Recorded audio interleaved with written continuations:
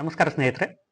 ಇಂದಿನ ತರಗತಿಯಲ್ಲಿ ಐಟಿಐನಲ್ಲಿ ಅಭ್ಯಾಸ ಮಾಡುವಂಥ ತರಬೇತಿದಾರರಿಗೆ, ಐಟಿಐನಲ್ಲಿ ಕಲಿತಕ್ಕಂಥ ವಿದ್ಯಾರ್ಥಿಗಳಿಗೆ ಪಾಠ ಮಾಡಿದ ನಂತರ ಅವರನ್ನ ಯಾವುದಾದ್ರೂ ಒಂದು ಆಕ್ಟಿವಿಟಿನಲ್ಲಿ ಆಕ್ಟಿವ್ ಆಗಿ ಪಾರ್ಟಿಸಿಪೇಟ್ ಮಾಡೋ ಥರ ನಾವು ಗ್ರೂಪ್ ಕ್ವಿಜ್ ಅನ್ನ ಕಂಡಕ್ಟ್ ಮಾಡ್ಬೋದು. ಸೊ ಒಂದು ಪಾಠ ಮುಗೀತದೆ, ಒಂದು ಲೆಸನ್ ಮಾಡಿದ ತಕ್ಷಣ ನಾವು ಅವರನ್ನ ಕ್ವಿಜ್ ಅಲ್ಲಿ ಇನ್ವಾಲ್ವ್ ಮಾಡ್ಬೋದು. ಸೊ ಗ್ರೂಪ್ ಮಾಡಿಕೊಂಡು ನಾವು ಕ್ವಿಜ್ ಅನ್ನ ಮಾಡ್ಬೋದು. ಅದು ಹೇಗೆ ಅನ್ನೋದ್ರ ಬಗ್ಗೆ ನಾನು ಇವತ್ತು ನಿಮಗೆ ಇನ್ಫಾರ್ಮೇಶನ್ ಕೊಡ್ತಾ ಹೋಗ್ತೀನಿ. ಮೊದಲು ITIskill.com ಅಂತ ಟೈಪ್ ಮಾಡಿ. ITIskill.com ಅಂತ ಟೈಪ್ ಮಾಡ್ಕೋತೀನಿ.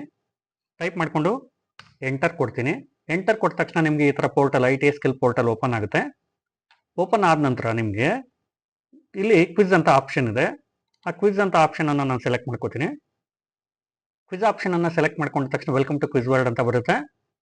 ಇಲ್ಲಿ ನಂಬರ್ ಆಫ್ ಟ್ರೇಡ್ಸ್ ಐಟಿಐನಲ್ಲಿ ಯಾವ ಟ್ರೇಡ್ಗೆ ನೀವು ಯಾವ ಟ್ರೇಡಿಗೆ ಬೇಕಾದ್ರೆ ಕ್ವಿಜ್ ಮಾಡ್ಬೋದು. ಅಷ್ಟೊಂದು ಟ್ರೇಡ್ ಇದೆ ಅಲ್ವಾ, ಅದು ಯಾವ ಟ್ರೇಡ್ಗೆ ಬೇಕಾದ್ರೆ ನೀವು ಅಲ್ಲಿ ಕ್ವಿಜ್ ಅನ್ನ ಕಂಡಕ್ಟ್ ಮಾಡ್ಬೋದು. ಫಾರ್ ಎಕ್ಸಾಂಪಲ್ ಈಗ ನಾನು ಫಿಟ್ಟರ್ ಈ ಟ್ರೇಡ್ ಅನ್ನ ಸೆಲೆಕ್ಟ್ ಮಾಡ್ಕೊತಿದ್ದೀನಿ. ಫಿಟ್ಟರ್ ಟ್ರೇಡ್ ಅಲ್ಲಿ ಸ್ಟಾರ್ಟ್ ಕ್ವಿಜ್ ಅಂತ ಕೊಡ್ತೀನಿ. ಕೊಟ್ಟ ತಕ್ಷಣ ನಿಮಗೆ ಇಲ್ಲಿ FY ಮಾಡ್ಯೂಲ್ 1 ಸೇಫ್ಟಿ ಅಂತ ಇದೆ. FY ಅಂದ್ರೆ ಫಸ್ಟ್ ಇಯರ್ ಅಂತ, ಮಾಡ್ಯೂಲ್ 1 ಸೇಫ್ಟಿ ಅಂದ್ರೆ ಇಲ್ಲಿ ಮಾಡ್ಯೂಲ್ ವೈಸ್ ನಾವು ಕ್ವಿಜ್ ಕಂಡಕ್ಟ್ ಮಾಡ್ಬೋದು. ಒಂದು ಚಾಪ್ಟರ್ ಯಾವುದು ಕಂಪ್ಲೀಟ್ ಆಯ್ತು ಅಂದ ತಕ್ಷಣ ಇಲ್ಲಿ ಕ್ವಿಜ್ ಅನ್ನು ನಾವು ಅವ್ರಿಗೆ ಕಂಡಕ್ಟ್ ಮಾಡ್ಬೋದು. ಗ್ರೂಪ್ ಆಕ್ಟಿವಿಟಿ ಇದು.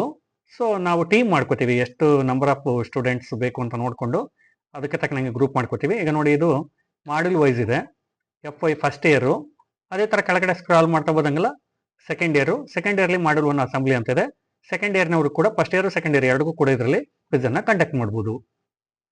ಈಗ ನಾನು ಫಸ್ಟ್ ಮಾಡ್ಯೂಲ್ 1 ಸೇಫ್ಟಿನಲ್ಲಿ ಒಂದು ಕ್ವಿಜ್ ಅನ್ನು ಕಂಡಕ್ಟ್ ಮಾಡಿ ತೋರಿಸ್ತೀನಿ ನಿಮಗೆ. ಸ್ಟಾರ್ಟ್ ಕ್ವಿಜ್ ಅಂತ ತಗೋತೀನಿ. ಸ್ಟಾರ್ಟ್ ಕ್ವಿಜ್ ಅಂತ ತಗೊಂಡಾಗ ಸಿಂಗಲ್ ಪ್ಲೇಯರ್ ಅಂತಿದೆ, ಟೀಮ್ ಮೋಡ್ ಅಂತಿದೆ. ಸಿಂಗಲ್ ಪ್ಲೇಯರ್ಲಿ ಯಾವ ಥರ ಕ್ವಿಜ್ ಕಂಡಕ್ಟ್ ಮಾಡ್ಬೋದು ಅನ್ನೋದನ್ನ ನಾನು ಲಾಸ್ಟ್ ವಿಡಿಯೋದಲ್ಲಿ ನಿಮ್ಗೆ ತಿಳಿಸ್ಕೊಟ್ಟಿದೆ. ಈಗ ಟೀಮ್ ಮೋಡಲ್ಲಿ ಯಾವ ಥರ ಕ್ವಿಜ್ ಕಂಡಕ್ಟ್ ಮಾಡ್ಬೇಕಂತ ಹೇಳ್ಕೊಡ್ತಾ ಇದ್ದೀನಿ. ಫಸ್ಟ್ ಟೀಮ್ ಮೋಡನ್ನು ಸೆಲೆಕ್ಟ್ ಮಾಡ್ಕೋತೀನಿ. ಸೆಲೆಕ್ಟ್ ಮಾಡ್ಕೊಂಡಾದ್ಮೇಲೆ ಇಲ್ಲಿ ನಮಗೆ ಈ ಥರ ಆಪ್ಷನ್ ಬರುತ್ತೆ. ಅಂದರೆ ಕ್ವಶನ್ಸ್, ನಂಬರ್ ಆಫ್ ಕ್ವಶನ್ಸ್ ಎಷ್ಟನ್ನ ತಗೋತೀರಾ ಅಂತ. ಈಗ 5 ಕ್ವಶನ್ಸ್, 10, 15, 20, 25 ಈ ಥರ. ಆ ಒಂದು ಮಾಡ್ಯೂಲಲ್ಲಿ ನಿಮಗೆ 47 ಕ್ವಶನ್ಸ್ ಇದೆ ಮ್ಯಾಕ್ಸಿಮಮ್. ಅದ್ರ ಒಳಗಡೆ ಎಷ್ಟು ಬೇಕಾದ್ರೂ ನೀವು 5, 10, 15, 20, 25 ಈ ಥರ ಎಷ್ಟು ನಂಬರ್ ಆಫ್ ಕ್ವಶನ್ಸ್ ಅನ್ನು ಬೇಕಾದ್ರೆ ನೀವು ಸೆಲೆಕ್ಟ್ ಮಾಡ್ಕೋಬಹುದು. ಸೊ ಟೈಮಿಂಗ್ಸ್ ಇದೆ. ಒಂದು ಕ್ವಶನ್ ಅನ್ನ ಅವರು ಕ್ವಿಜ್ ಮಾಡೋದಕ್ಕೆ 1 ನಿಮಿಷ ತಗೋತಾರೆ, 2 ನಿಮಿಷ, 3 ನಿಮಿಷ ಆ ಥರ ನೀವು ಟೈಮ್ನ ಸೆಟ್ ಮಾಡ್ಬೋದು ಒಂದು ಕ್ವಶನ್ಗೆ. ಈಗ 1 ಮಿನಿಟ್ ಅಂತ ಕೊಡ್ತೀನಿ ನಾನು. ಆಮೇಲೆ ನಂಬರ್ ಆಫ್ ಟೀಮ್ಸು, ಎಷ್ಟು ಜನ ಸ್ಟೂಡೆಂಟ್ಸ್ ಇದ್ದಾರೆ ಅಂತ ನೋಡಿಕೊಂಡು ಅವರನ್ನ ಗ್ರೂಪ್ ಮಾಡ್ಕೋಬೇಕು. ಈಗ ಫಾರ್ ಎಕ್ಸಾಂಪಲ್ 3 ಜನ ಒಂದು ಗ್ರೂಪ್ ಮಾಡಿದ್ರೆ, ಒಂದು 9 ಜನ ಇದ್ರು ಅಂತಂದ್ರೆ 3 ಗ್ರೂಪ್ ಮಾಡಿ, 3 ಆ ಥರ 9 ಜನನ ಸೇರಿ 3 ಗ್ರೂಪ್ ಮಾಡ್ಕೋಬಹುದು. ಅದೇ ಥರ 4 ಜನ ಸೇರಿಬೇಕಾದ್ರೆ 2 ಟೀಮ್ ಬೇಕಾದ್ರೆ ಮಾಡ್ಕೋಬಹುದು. ಈ ಥರ ಟೀಮ್ ಮಾಡ್ಕೋತೀವಿ. ಫಸ್ಟು ಟೀಮ್ ಮಾಡ್ಕೊಂಡಾದ್ಮೇಲೆ ಆ ಟೀಮ್ಗೆ ನಾವು ನೇಮನ್ನು ಚೇಂಜ್ ಮಾಡ್ಕೋಬಹುದು. ಈಗ ಫಾರ್ ಎಕ್ಸಾಂಪಲ್ ನಾನು ಟೀಮ್ಗೆ ಹೆಸರು ಕೊಡ್ತೀನಿ. ಅಲ್ಲಿ ಈಗ ರಾಯಲ್ ಅಂತ ಒಂದು ಟೀಮಿಗೆ ಕೊಡ್ತೀನಿ, ಇನ್ನೊಂದಕ್ಕೆ ತೇಜು ಅಂತ ಕೊಡ್ತೀನಿ. 2 ಟೀಮ್ ಆಯಿತು. 2 ಟೀಮ್ಗೆ ನೇಮ್ ಕೊಟ್ಟಿದ್ದೀನಿ. ನೇಮ್ ಕೊಟ್ಟಾದ್ಮೇಲೆ ಸ್ಟಾರ್ಟ್ ಕ್ವಿಜ್ ಅಂತ ಕೊಡ್ತೀನಿ. ಈಗ ಈ ಥರ ಕ್ವಶನ್ಸ್ಗಳು ಬರ್ತಾ ಹೋಗುತ್ತೆ. ಫಸ್ಟ್ ಕ್ವಶನ್ನು ರಾಯಲ್ ಟೀಮ್ಗೆ, ಇದು ಮೊದಲನೇ ಕ್ವಶನ್ನು ಇಂಗ್ಲೀಷಲ್ಲೂ ಇರ್ತದೆ, ಅದೇ ಥರ ಕನ್ನಡದಲ್ಲೂ ಇರುತ್ತೆ. What is the name of the angler measuring instrument shown the figure ಅಂತ ಇದೆ, ಅದೇ ಥರ ಕನ್ನಡದಲ್ಲೂ ಕೂಡ ನಿಮಗೆ ಕೊಟ್ಟಿದ್ದಾನೆ. ಇಲ್ಲಿ ಮಲ್ಟಿಪಲ್ ಚಾಯ್ಸ್ಗೆ ನಿಮಗೆ ABCD 4 ಆಪ್ಷನ್ ಇದೆ.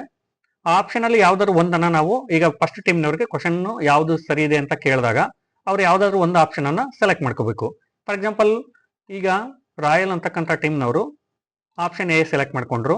ಓಕೆ, ಸೆಲೆಕ್ಟ್ ಮಾಡ್ಕೊಂಡ ತಕ್ಷಣ ರೈಟ್ ಅಂತ ಕೇಳ್ಕೊಂಡು ನಾವೇನು ಮಾಡ್ತೀವಿ, ಸಬ್ಮಿಟ್ ಆನ್ಸರ್ ಅಂತ ಕೊಡ್ತೀವಿ.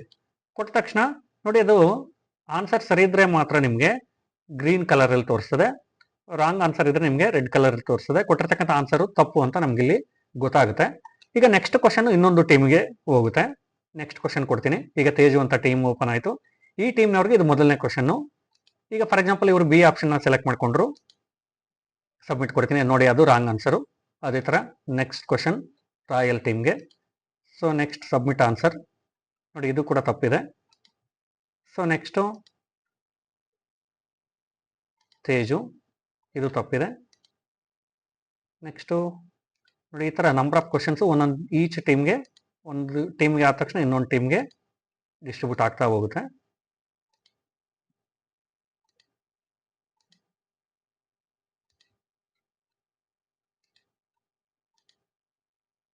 ಈ ಥರ ಸೊ ನೆಕ್ಸ್ಟು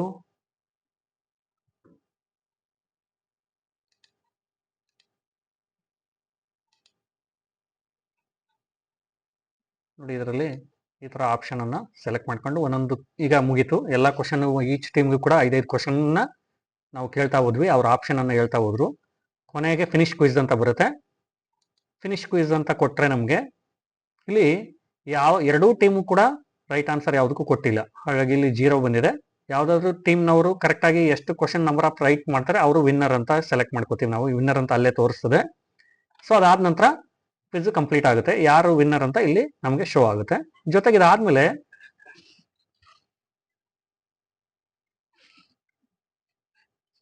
ಅಂದ್ರೆ ಇಲ್ಲಿ ರಾಂಗ್ ಎಷ್ಟಾಗಿದೆ ಅಂತ ತೋರಿಸುತ್ತೆ, ಎಷ್ಟು ರಾಂಗ್ ಆಗಿದೆ, ಎಷ್ಟು ರೈಟ್ ಆನ್ಸರ್ ಎಷ್ಟು ಬಂದಿದೆ, ರಾಂಗ್ ಎಷ್ಟಾಗಿದೆ ಅಂತ ತೋರಿಸುತ್ತೆ, ನಂಬರ್ ಆಫ್ ಕ್ವಶನ್ಸ್ ಎಷ್ಟಿತ್ತು ಅಂತ ತೋರಿಸುತ್ತೆ. ಸೊ ಇಲ್ಲಿ ಎಲ್ಲಾನು ಕೂಡ ನಾವು ಯಾವುದು ಕೂಡ ಕರೆಕ್ಟ್ ಆಗಿ ಕೊಟ್ಟಿಲ್ಲ ಅಂತಂದ್ರಕ್ಕೆ ಏನಾಗಿದೆ 0 ಬಂದಿದೆ. ರ್ಯಾಂಕ್ 1 ರ್ಯಾಂಕ್ 2 ಅಂತ ಅಂದ್ರೆ ಫಸ್ಟ್ ರ್ಯಾಂಕ್ 1 ಅಂತ, ಸೆಕೆಂಡ್ದು ರ್ಯಾಂಕ್ 2 ಅಂತ. ಸೊ ವಿನ್ನರ್ ಯಾವುದು ಅಂತ ತೋರಿಸುತ್ತೆ. ಜೊತೆಗೆ ನೆಕ್ಸ್ಟ್ ಇನ್ನೊಂದ್ಸರಿ ಏನಾದ್ರು ಅದನ್ನ ಪ್ಲೇ ಮಾಡಿ ಆಡಬೇಕು ಅಂತ ಮತ್ತೆ ಕ್ವಿಜ್ನ ಕಂಡಕ್ಟ್ ಮಾಡ್ಬೇಕಂದ್ರೆ ಪ್ಲೇ ಅಗೇನ್ ಅಂತ ಇದೆ. ಸೊ ಬೇರೆ ಟಾಪಿಕ್ ಸೆಲೆಕ್ಟ್ ಮಾಡ್ಕೋಬೇಕಂದ್ರೆ ಚೂಸ್ ಅನದರ್ ಟಾಪಿಕ್ ಅಂತ ಇದೆ. ಸೊ ಇನ್ನು ಮತ್ತೆ ಒಂದ್ಸಾರಿ ಬೇರೆ ಟಾಪಿಕ್ ತಗೊಂಡು ಕ್ವಿಜ್ನ ಕಂಡಕ್ಟ್ ಮಾಡ್ಬೋದು. ಬ್ಯಾಕ್ ಟು ಹೋಮ್ ಅಂತ ಇದೆ, ಮತ್ತೆ ಬ್ಯಾಕ್ ಟು ಹೋಮ್ ಕೊಟ್ರೆ ಮತ್ತೆ ಹೋಮ್ ಪೊಸಿಷನ್ಗೆ ಬಂದು ನಿಂತ್ಕೊಳ್ಳುತ್ತೆ. ಮತ್ತೆ ನೀವು ಕ್ವಿಜನ್ನು ಕಂಡಕ್ಟ್ ಮಾಡ್ಕೋಬಹುದು. ಸೊ ಇದರಿಂದ ಏನಾಗುತ್ತೆ ಅಂತಂದ್ರೆ ಕಲಿಯುವಂಥ ವಿದ್ಯಾರ್ಥಿಗಳಲ್ಲಿ ಆಸಕ್ತಿ ಜಾಸ್ತಿ ಆಗುತ್ತೆ. ಜೊತೆಗೆ ಅವರಿಗೆ ರಿಸಲ್ಟ್ಗೆ ತುಂಬಾನೇ ಅನುಕೂಲ ಆಗುತ್ತೆ. ಅವರು ಆಕ್ಟಿವ್ ಆಗಿ ಕ್ಲಾಸಲ್ಲಿ ಪಾರ್ಟಿಸಿಪೇಟ್ ಮಾಡೋದಕ್ಕೆ, ತುಂಬಾ ಆಕ್ಟಿವ್ ಆಗಿ ಕಲಿಯೋದಕ್ಕೆ, ಸಬ್ಜೆಕ್ಟ್ನ ಅರ್ಥ ಮಾಡ್ಕೊಳ್ಳೋದಕ್ಕೆ, ಆಮೇಲೆ ಗ್ರೂಪಲ್ಲಿ ನಾವು ಜಾಸ್ತಿ ಚೆನ್ನಾಗಿ ಸ್ಕೋರ್ ಮಾಡ್ಬೇಕನ್ನೋಂಥ ಆಸಕ್ತಿ ಬರ್ತದೆ ಅವ್ರಿಗೆ. ಶ್ರದ್ಧೆಯಿಂದ ಎಲ್ಲರೂ ಕೂಡ ಕಲಿಕೆಯಲ್ಲಿ ಇನ್ವಾಲ್ವ್ ಆಗೋದಕ್ಕೆ ತುಂಬಾನೇ ಸಹಕಾರಿಯಾಗುತ್ತೆ. ಸೊ ಇದ್ರ ಬಗ್ಗೆ ನಿಮ್ಮೆಲ್ರಿಗೂ ಅರ್ಥ ಆಗಿದೆ ಅಂತ ಅನ್ಕೊಂಡಿದ್ದೀನಿ ಫ್ರೆಂಡ್ಸ್. ಇಂದಿನ ವಿಡಿಯೋದಲ್ಲಿ ಈ ಗ್ರೂಪ್ ಆಕ್ಟಿವಿಟೀಸ್ನಲ್ಲಿ ಹೇಗೆ ಕ್ವಿಜನ್ನು ಕಂಡಕ್ಟ್ ಮಾಡಬಹುದು ಅನ್ನೋದ್ರ ಬಗ್ಗೆ ನಾನು ತಿಳಿಸ್ಕೊಟ್ಟಿದ್ದೀನಿ. Thank you friends.